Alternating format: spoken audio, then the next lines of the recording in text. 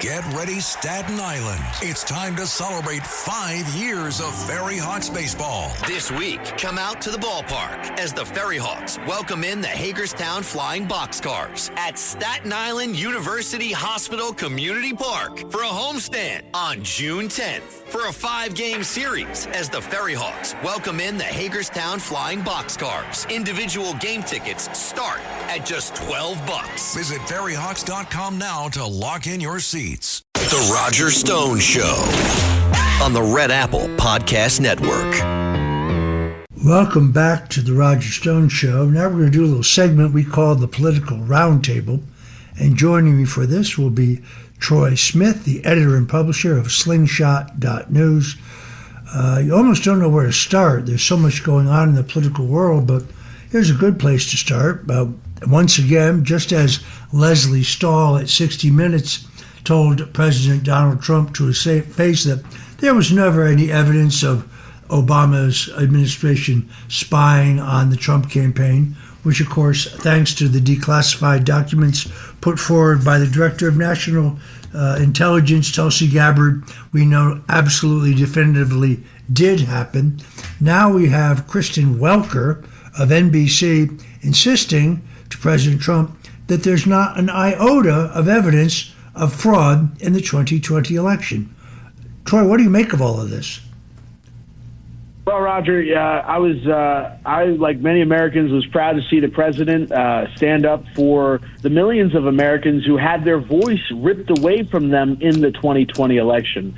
Let's get down to the brass tacks here. This was a stolen election in which the people's voice was taken from them, and a puppet president was installed that wreaked havoc not only on the United States but on the world, and put our country in a position where we essentially were moving backwards for 4 years economically, politically. Everything that we saw in the Biden years was a result of this stolen election.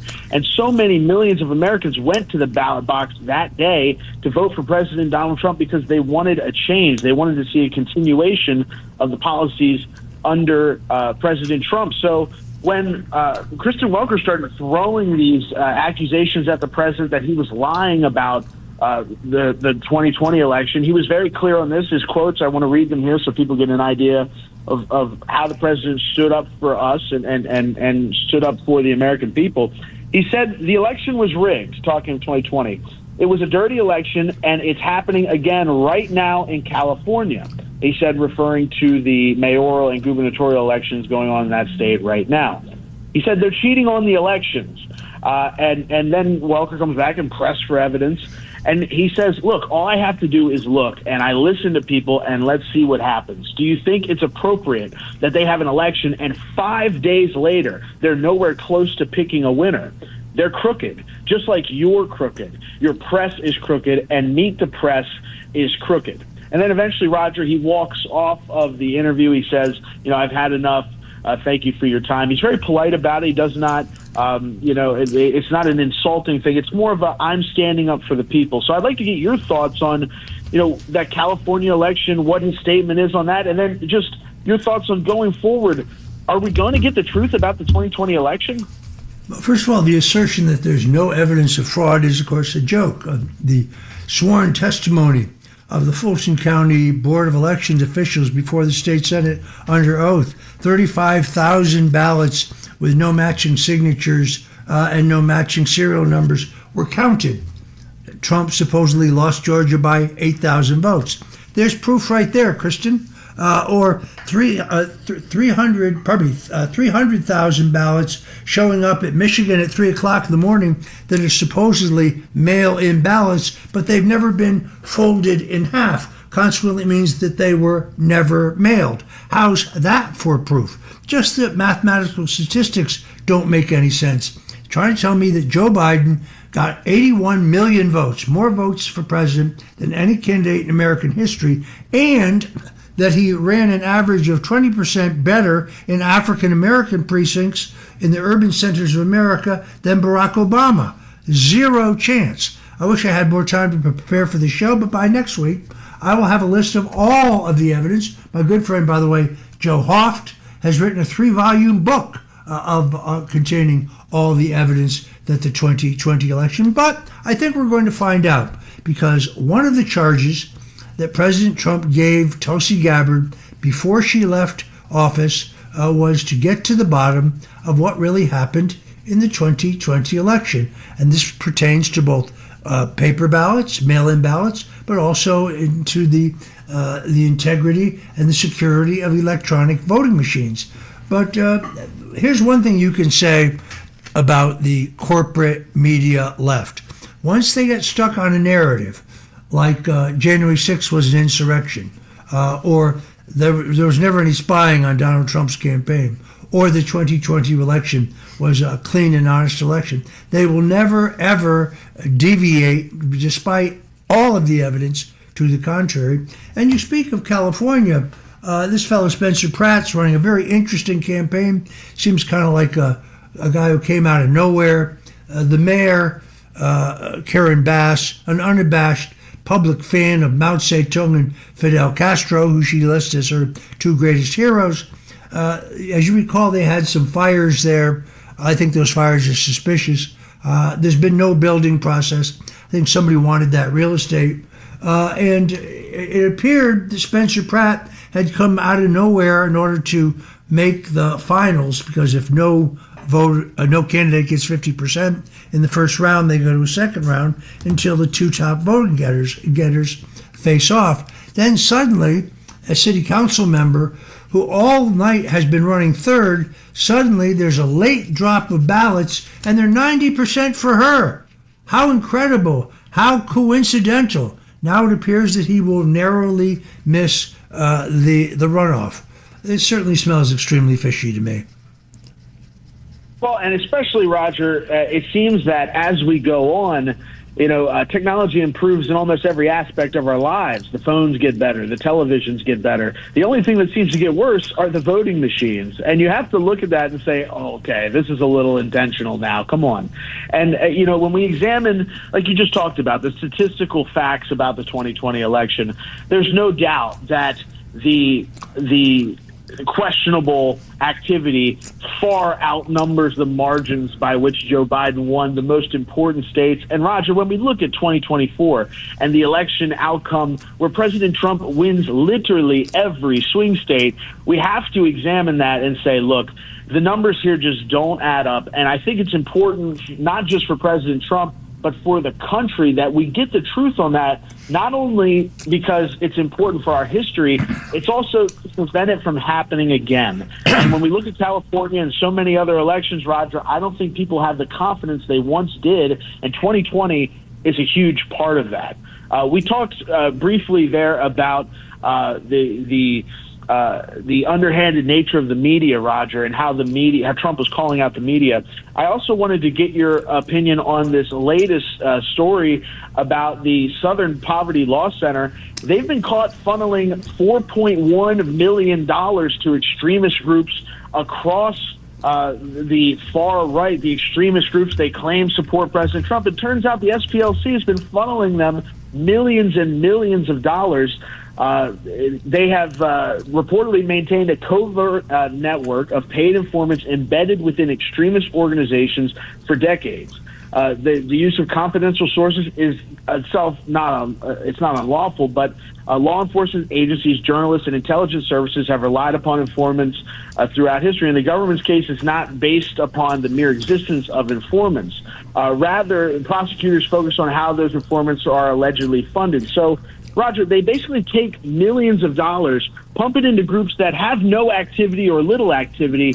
Those groups then go out and commit acts of violence or horrible protests like in Charlottesville where people lose their lives. And then the political right is blamed. I wanted to get your thoughts on this bombshell story about the SPLC.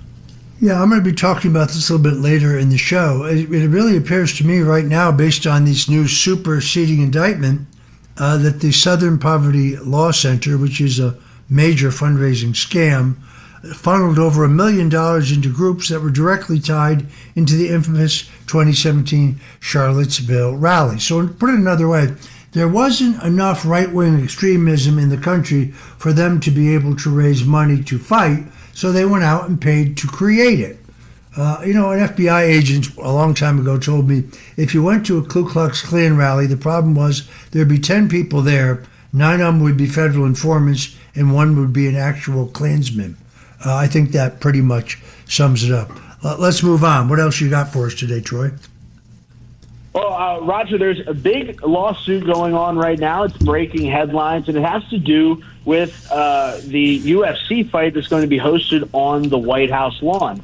There was a filing made Saturday by a leftist group called the Public Integrity Project on behalf of 2 Virginia residents that contend that the Trump administration's authorization of the June 14th UFC event on the White House lawn was unlawful. The lawsuit says that such approval violated the National Park Service regulations prohibiting sporting events on federal parklands. I did a little research on this, Roger, and it turns out that since the National Park Service falls under the executive branch, that President Trump appears to have full legal authority to have this UFC event on the White House lawn. It appears that this lawsuit is really a leftist attack in order to get him to, it's basically just trying to make him look bad. I wanted to get your thoughts on this and many other lawsuits out there. We just saw a lawsuit where the Kennedy Center, Trump's renovations on that have been shut down. It appears that there's an effort by the judiciary at whatever cost to the people to stop President Trump from improving life for people in Washington, D.C. and doing things for the country. You mentioned the Kennedy Center. This one is even more outrageous. So the Kennedy Center has needed renovations for so many decades.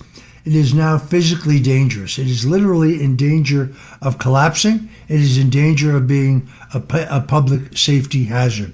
A federal judge overstepped their authority to order that it cannot even be closed down for renovations, and that the president doesn't have the authority to change the board, doesn't have the authority to change the name. So they would rather see it collapse into a pile of dust and maybe kill somebody than see the president get credit for restoring it into what it should be. A worldwide recognized center, exhibition center for the arts.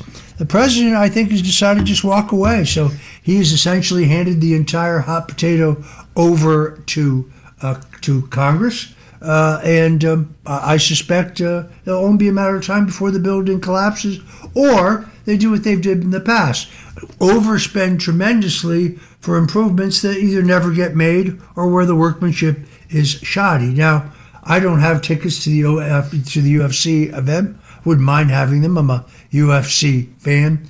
Kobe Covington, one of my good friends. Others there among the UFC roster.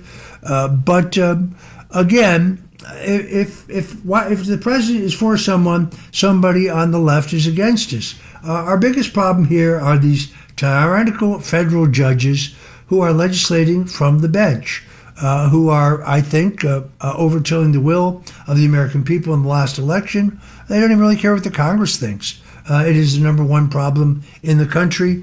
It's interesting that the president of El Salvador points out that corrupt judges were for a long time the bane of their society. They had a lawless society, one of the most dangerous countries in Central America. Today, one of the safest places and a prosperous economy and a safe place to live yet again. Jill Biden's book, which came up in our last interview, pretty extraordinary. I guess we have to go to a break. We'll be right back with a little bit more of our political roundtable with my good friend Troy Smith from Slingshot.news. But I want to come back and talk about Jill Biden's book. I understand you can find it in the fiction section of your local bookstore. We'll be right back. Roger Stone here. Your dollars are losing ground, but gold isn't. American Sovereign Bullion helps you protect your wealth through real, tangible assets. Through their nationwide wholesaler network, you get some of the best pricing on gold and silver delivered straight to your door. Since 1912, the U.S. dollar has lost 97% of its purchasing power. Meanwhile, gold continues to prove its strength. So call 844-272-2428. That's 844-272-2428. Or visit dyingdollar.com to request your free gold and silver guide. That's dyingdollar.com. And we're back on the Roger Stone Show. I was going to talk about Jill Biden's book, but there's something more important I want to cover with my guest, Troy Smith, and that is the appointment by President Donald Trump of William J. Bill Pulte to be the acting director of national intelligence. The deep state is in absolute apoplexy over this. Oh my God, we have someone we can't control. Someone smart, tough, and fiercely loyal to the President of the United States. They are literally going out of their mind. He has no intelligence experience, they yell. Really? What was Allen Dulles before he was the head of the CIA? He was a lawyer. How does that qualify him to be an intelligence official? This is an absurdity. The president has chosen someone he trusts. The Office of National Intelligence is meant to be a check, oversees the FBI, the CIA, as well as naval and army intelligence. And they don't want oversight. If it were not for Tulsi Gabbard and the Office of ODNI, we would not know the truth about the Russian collusion hoax. We would not know the truth about the phony impeachment. We would not know that there were still 37 Biden-Obama officials, many of whom signed that famous letter of 51 claiming falsely that Hunter Biden's laptop was Russian disinformation. I think it's vitally important the president have someone he can trust in this position, and they have gone into high gear in their opposition. Well, Roger, you're exactly right, and it's not just Pulte, as well as Gabbard, who did a fantastic job. Tulsi Gabbard, who did an amazing job in this position. She has been attacked by the media time and time again as well. So we see that in this crucial position, Roger, anybody who has loyalty to the president comes under intense scrutiny. We have to ask ourselves why. And the answer is pretty clear. It's that the people who are doing things behind the guise of classification, whether it be surrounding the JFK assassination or what happened in Butler, Pennsylvania, or anything of that nature, the people who are involved in covering up that kind of information, their biggest fear is that somebody with a patriotic sense, with a will to accomplish things, not some government bureaucrat, somebody with the will to accomplish things will be placed into that position and shed light on their misdeeds. Because in order for their corruption to continue, Roger, they can't have a spotlight on the past. They can't have a spotlight on things that they've done in the past that have really hurt this country tremendously. I think that sums it up. I want to thank my guest, Troy Smith, for the Political Roundtable here on The Roger Stone Show. Until next week, God bless you and Godspeed. Thanks for listening to The Roger Stone Show. You can hear The Roger Stone Show Sunday afternoons at 3. If you like the podcast, share it with your friends and listen anytime at WABCRadio.com and download the WABC Radio app. Hit that subscribe button on all major podcast platforms. Plus, follow WABC on social on Instagram, TikTok, Facebook, and X. See you next time for a new episode so you never have to wonder, what the heck is going on here? On the biggest stage in the world, FanDuel's changing the game because sometimes your player gets subbed off and your bet goes with them. Not anymore. With FanDuel's Super Sub, if your player's subbed out, your bet stays in. That's right. If your player leaves the match, your bet continues on with the substitute. So you're still in it until the final whistle. Visit FanDuel.com. Get started now. Let there be goals this summer on FanDuel. 21 plus select states for Kansas in affiliation with Kansas Star Casino. 18 plus DCKYWY.